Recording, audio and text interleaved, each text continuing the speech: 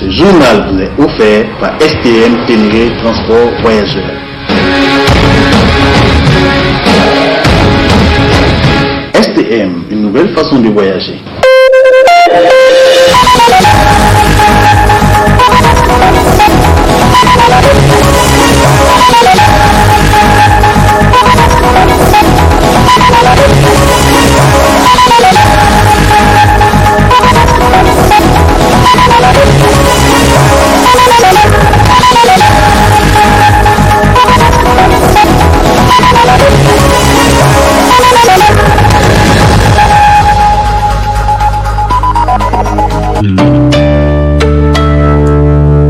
Merci de nous rester fidèles, messieurs, dames. Bonsoir et bienvenue dans cette édition du soir sur le miroir de la femme.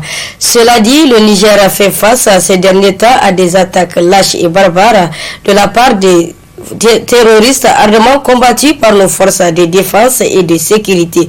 Ce qui, du coup, a suscité ce commentaire signé Amadou Haruna.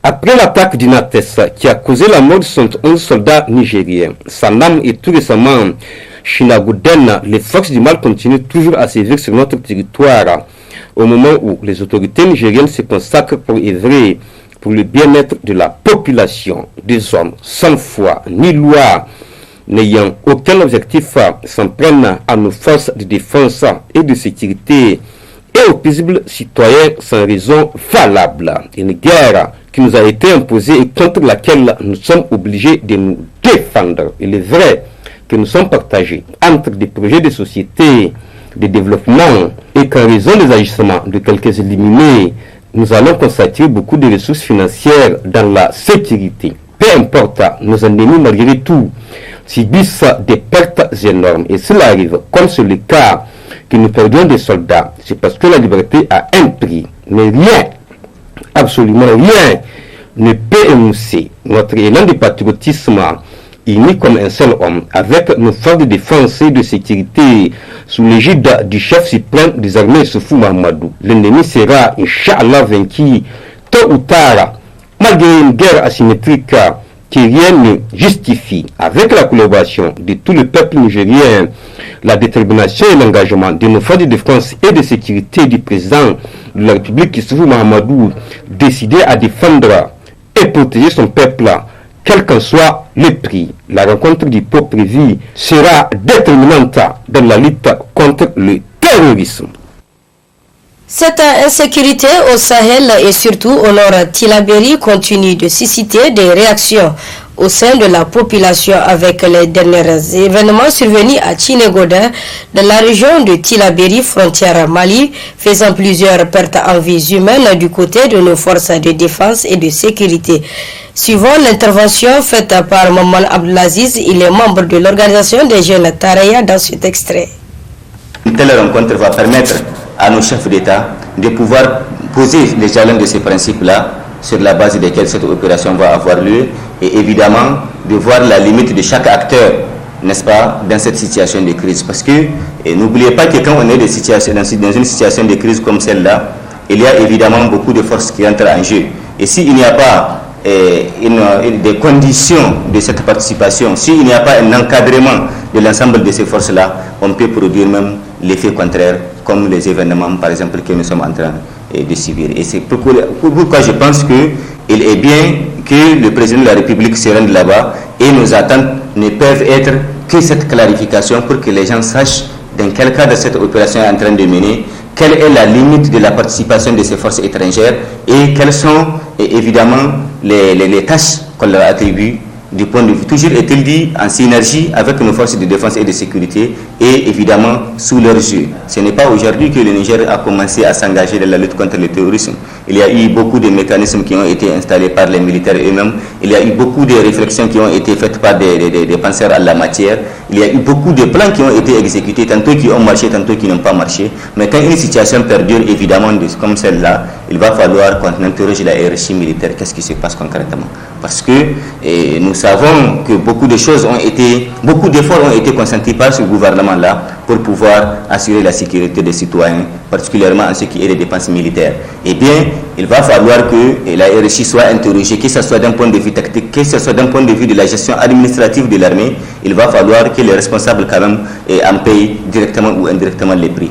Or, je pense que c'est quand même une des solutions, des mesures qu'il fallait prendre en pareille circonstance, même si quelque part il y a tant d'autres mesures à prendre, mais je pense que celle-là, pour un débutant, c'est une mesure, c'est un signal fort de la reprise, n'est-ce pas, de l'engagement du chef de l'État relativement à la question sécuritaire. Le premier appel que je lance à l'endroit du peuple, de tous les citoyens, c'est un appel à responsabilité, parce qu'aujourd'hui, nous avons un espace public qui est hors du commun, c'est celui des réseaux sociaux.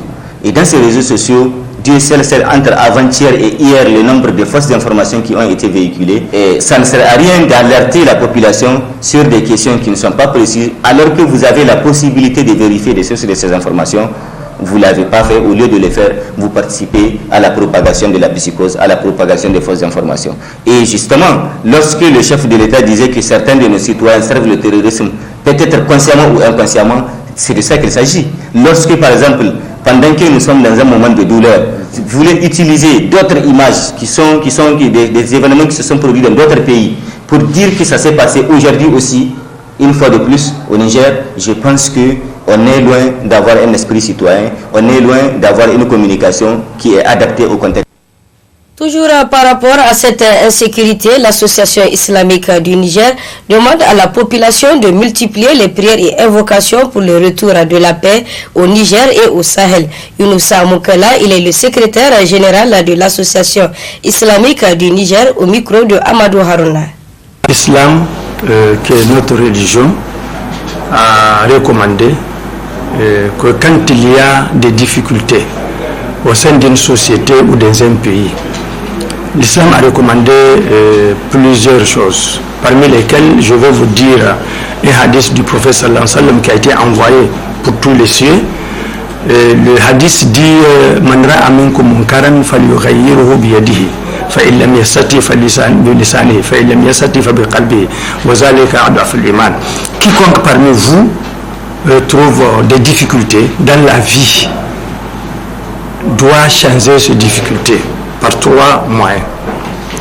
La première des choses, parce qu'il a comme force, ça peut être une force physique ou une autre force morale, ou par sa bouche, ça peut être par écrit ou par des discours. Au cas contraire, il doit retourner chez lui, faire beaucoup d'invocations pour prier Allah, le Tout-Puissant, qui est capable de résoudre tous les problèmes du monde. Alors donc nous sommes à ce stade que nous traversons en Afrique des difficultés, des temps très difficiles. Et cela est naturel. Généralement, les sociétés, les civilisations traversent ce genre de difficultés. Alors c'est pourquoi le président de l'association islamique, Cheikh Djaber Al-Hadj Omar Ismail, avait demandé aux Nigériens, tout ensemble, de prier beaucoup pour la nation nigérienne, pour les musulmans. Donc nous sommes à ce stade. Nous devons tous ensemble prier Allah, retourner à Allah pour que Allah, qui est le Tout-Puissant, puisse répondre et apporter au Niger donc une solution définitive pour ce problème que nous sommes en train de vivre. C'est le même comportement dont je vous ai dit le vendredi passé, le président de l'association islamique, Cheikh Djaber Al-Hadj Omar Ismail, à la fin de la prière, avait demandé aux gens qui ont participé à la prière et à tous les Nigériens, à toute la Oumma du Niger, de procéder à des prières. Il a demandé à tout le monde de prier pour le Niger. Parlons santé dans ce journal avec les maladies tropicales négligées, comment les prévenir et comment se fait la prise en charge de ces maladies. Réponse avec Dr Alfari Aïchatou Jibo du ministère de la Santé publique dans ce reportage de Sherifa Suleiman et Issoufou Abdou. Les maladies tropicales négligées sont un groupe de 20 maladies identifiées par l'OMS, dont le Niger a identifié 10 qui sont répartis en 2 groupes. Un groupe à chimiothérapie préventive qui prend en compte la bilharziose, les vers intestinaux ou géo-helminthes, le trachome, la filariose et l'onchocercose. Et le deuxième groupe a pris en charge des cas qui sont la lèpre, la leishmaniose, la trypanosomiase humaine africaine, la rage et le ver de Guinée. Comment ces maladies se transmettent à l'homme et quels sont leurs modes de prévention? Ces maladies peuvent être traitées si elles sont rapidement prises en charge, d'où cet appel à la population. Tout ce que nous pouvons dire, c'est qu'ils ont des hôtes intermédiaires. Pour ce qui concerne le groupe à chimiothérapie préventive, ce sont les mouches, les moustiques, les escargots qui sont des hôtes intermédiaires, et le milieu favorable, c'est surtout le manque d'hygiène et d'assainissement qui favorise la répartition de ces maladies ou bien la contamination de la population. Pour les prévenir, c'est le changement de comportement et le changement de l'environnement. Il faut assainir les ménages, il faut utiliser et entretenir bien les latrines, il faut l'hygiène corporelle d'une manière générale, le lavage des mains après les toilettes et tout ce que ça comporte. Oui, pour les complications redoutables de ces maladies, c'est qu'il faut que les gens comprennent que c'est pas lié à des connotations d'un milieu ou quoi, qu'on dise que c'est non, c'est qu'il a fait une mauvaise chose dans la société, c'est pourquoi il a ces complications de ces maladies-là. Non. Prévenir vaut mieux que guérir. La santé vaut de l'or. Alors, le mieux, c'est de vous rendre dans les centres de santé pour se faire soigner une fois les symptômes diagnostiqués.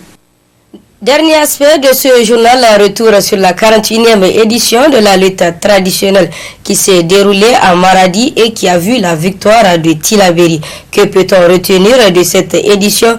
Marie-Malam Douda explique au micro de Kossi Afonkoui. Le premier sabre s'est déroulé en 1975. Nous sommes 2020.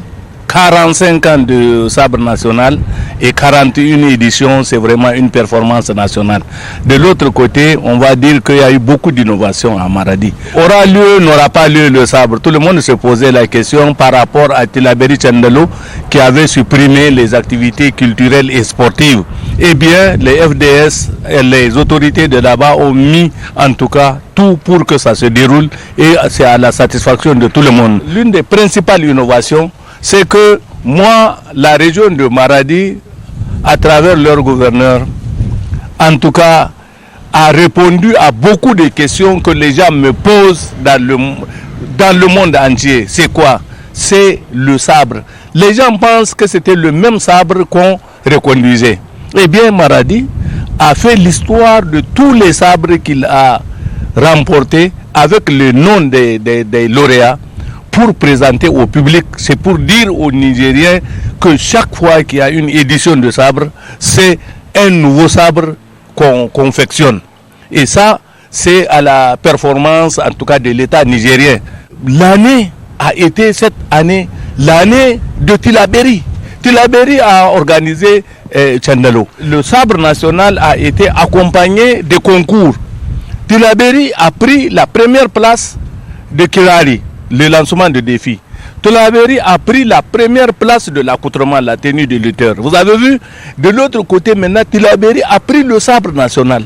Tous les organisateurs souhaitaient que DIFA prenne le sabre. C'est l'organisation, parce que c'est ça, pour prouver aux gens l'amour de la lutte. Malheureusement, Tiama est tombé en finale face à Bala, qui a augmenté le nombre de sabres de Zender. Mais cette année aussi, vous avez vu, Tillabéri était en finale face à Zender. Et Dieu a exaucé les vœux des gens. Tillabéri a pris pour la première fois le sabre. De l'autre côté, les jeunes avaient évolué. Les jeunes, autrefois, quand on voit tous les gris-gris, toutes les amulettes là, on pense à une malédiction quand on fait tomber quelqu'un. Mais les jeunes ont compris que le sport est à la suite comment s'appelle, d'une formation sportive, la préparation physique, la préparation spéciale et la période de la compétition. Les jeunes, en touchant aux anciens, ont senti qu'ils peuvent les terrasser. Vous avez vu ce qui s'est passé et ça a donné des résultats. En demi-finale, c'était des régions différentes. En finale, c'était des régions différentes.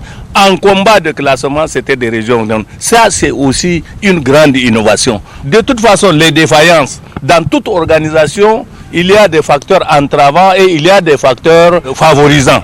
Moi, je souhaite que la commission de combat truqué soit une commission de connaisseurs de la lutte. Quand on ne connaît pas la lutte, quand on ne connaît pas un sport, on ne peut pas déterminer si c'est truqué ou si ce n'est pas truqué. J'ai jugé des combats où c'était réellement technique.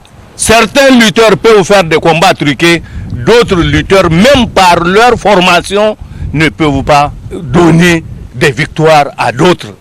Voilà, ici se referme ce journal au nom de toute l'équipe technique et rédactionnelle très dynamique qui m'a aidé à vous présenter ce journal. Merci de rester de notre très bonne réception. Ce journal vous a été offert par STM Ténéré Transport Voyageurs. STM, une nouvelle façon de voyager.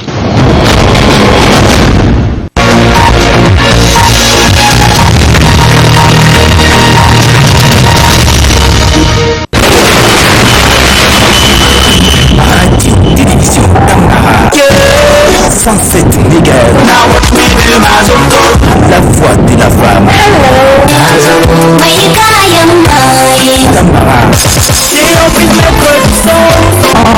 Enfin, la télé. Chabir no, you don't make me colo.